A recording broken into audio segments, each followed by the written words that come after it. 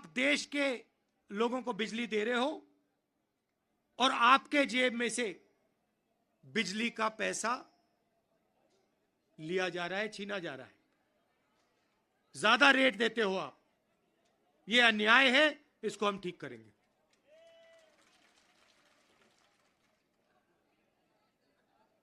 भाइयों और बहनों, पूरे देश में नरेंद्र मोदी जी ने बेरोजगारी फैलाई है।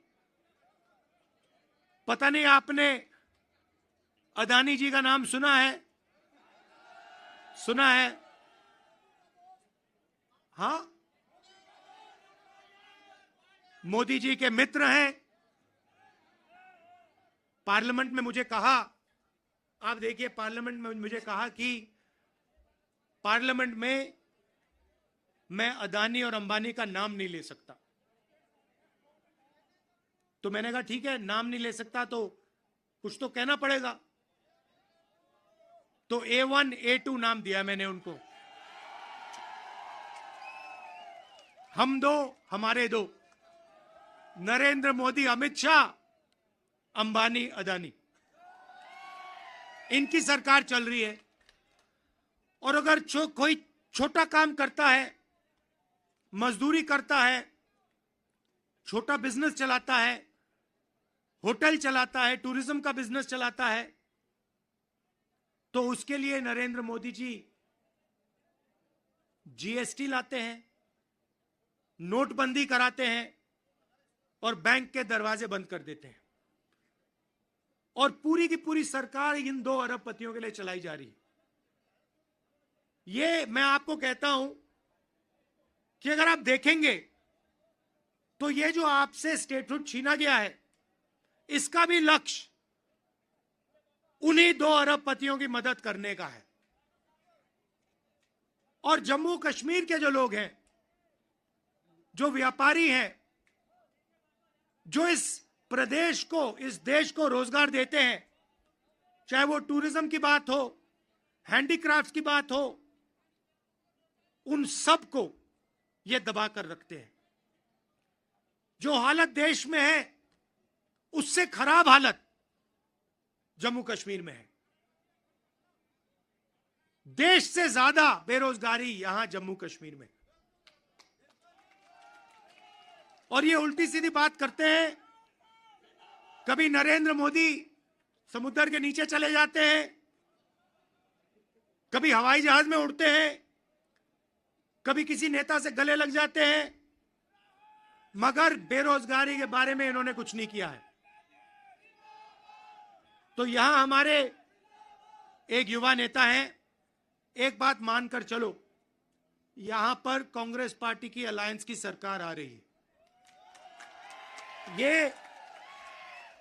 ये निश्चित है, ये होने जा रहा है। और हमारा पहला काम, हमने नेशनल मैनिफेस्टो में कहा और मैं यहां भी कह रहा हूं, जो भी सरकारी वैकेंसीज हैं उनको हम भरेंगे और एज को हम 40 साल तक एक्सटेंड कर देंगे। जो डेली वेज का काम करते हैं उनको हम रेगुलराइज करेंगे, परमानेंट करेंगे और उनकी जो आमदनी है उसको हम बढ़ाएंगे। मगर हमारा लक्ष्य होगा कि हम सबको लेकर एक साथ मिलकर जम्मू कश्मीर की सरकार चलाएं, सबकी रिस्पेक्ट हो,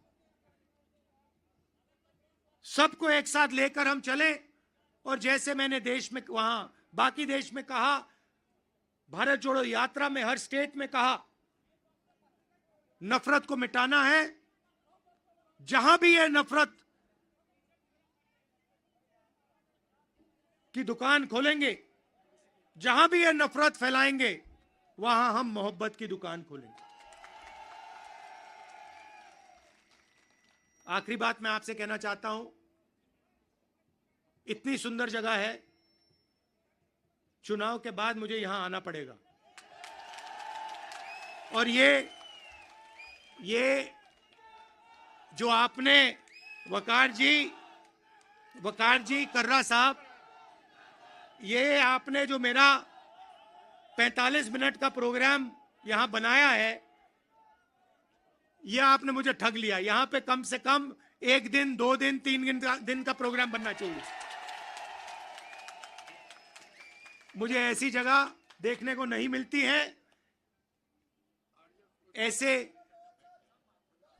प्यारे लोग कम से कम यहां मुझे 2-3 दिन के लिए लाइए और यहां घुमाइए।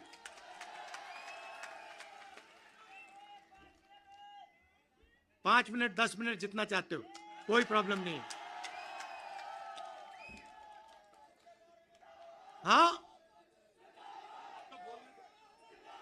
तो आपने देखा होगा, पहले कहा कि नरेंद्र मोदी को, बीजेपी को कोई हरा नहीं सकता। नरेंद्र मोदी जी कहते हैं, भैया मेरी डायरेक्ट लाइन है, भगवान से मैं डायरेक्ट बात करता हूं। और वो भी देश की मीडिया को बोल रहे हैं। अगर कांग्रेस पार्टी का कोई आए मेरे पास, जैसे कर्रा साहब आए या वकार आए और कहें कि भैया मैं डायरेक्टली भगवान से बात करता हूं, मैं उन्हें कहूंगा, भैया ऐसे करो, आप ये बात बाहर मत गलती से बोल देना, नुकसान हो जाएगा, लोग पता नहीं क्या कहेंगे। मगर नहीं, देश का प्रधानमंत्री जा सकता है, कह सकता है, भैया मैं नॉन बायोलॉजिकल हूं, बाकी हिंदुस्तान बायोलॉजिकल है, बाकी हिंदुस्तान बायोलॉजिकली पैदा हुए, मैं नॉन बायोलॉजिकल हूं, मैं डायरेक्ट भगवान से बात करता हूं। और इस चुनाव में भगवान ने नरेंद्र मोदी को डायरेक्ट मैसेज दे दिया कि भैया आपको लगता है कि आप भगवान से बात करते हो, मगर भगवान आम जनता से बात करता है और भगवान आम जनता की राय को सुनकर काम करता है। तो हमने नरेंद्र मोदी को साइकोलॉजिकली उड़ा दिया है। मैं आपको बता रहा हूं, मैं पार्लियामेंट में बैठता हूं, उनके सामने पार्लियामेंट में बैठता हूं, पूरी कॉन्फिडेंस गायब हो गई उनकी। इंडिया गठबंधन खड़ा हो गया, एक साथ मिलकर हम लड़े, पूरी की पूरी कॉन्फिडेंस हिंदुस्तान के प्रधानमंत्री की गायब हो गई है। आप मुझे बताओ, आप देखो, उन्होंने पहले कहा कि जाति जनगणना नहीं होगा, हमने कहा जाति जनगणना होगा। अब आरएसएस के लोग कह रहे हैं भैया जाति जनगणना सही बात है। फिर वो उन्होंने कहा कि हम लैटरल एंट्री से बाहर के लोगों को सरकार में लाना चाहते हैं, हमने कहा ऐसे नहीं होगा। पार्लियामेंट में बात उठाई, थोड़ा सा दबाव डाला, बीजेपी के लोग कहते हैं नहीं भैया लैटरल एंट्री नहीं होगी। तो अब एक बात समझ लो, अब नरेंद्र मोदी हिंदुस्तान की जनता से डरते हैं और अब बस थोड़ा सा समय बचा है, नरेंद्र मोदी, बीजेपी, इनको हम सरकार से हटा देंगे।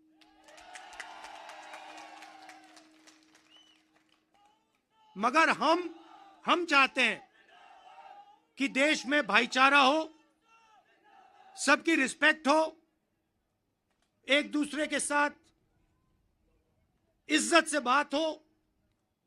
जो कमजोर लोग हैं, चाहे वो किसान हैं, मजदूर हैं, छोटा बिजनेस चलाने वाले लोग हैं, उनको लगे कि इस देश में हमारी भी भागीदारी है, बैंक के दरवाजे हमारे लिए खुले हैं, कर्जा माफ हमारा भी होता है और सिर्फ देश 2-3 लोगों के लिए नहीं चलता है। ये हम चाहते हैं और यही काम हम जम्मू कश्मीर में शुरू करेंगे। और कुछ ही समय में आप देख लेना, यहां पे ये आप वकार जी यहां पे चुनकर जाएंगे, आप जिताओगे इनको, हमारी सरकार बनेगी और ये आपके लिए पूरे दिल से दम लगाकर आपके लिए काम करेंगे। वकार जी, ये आप मुझे एक वायदा करो कि यहां पे आप मुझे 1-2 दिन के लिए लाओगे और यहाँ के लोगों से मतलब अच्छी तरह, जैसे ऐसे नहीं मगर अच्छी तरह मिलाओगे। गूल का एरिया बहुत खूबसूरत है। हाँ गूल, हाँ, गूल का एरिया, गूल और गूल के एरिया में मुझे वहां पे ले जाओगे। आप सबका दिल से बहुत बहुत धन्यवाद। आपने इतने प्यार से मेरा स्वागत किया। धन्यवाद, नमस्कार, जय हिंद।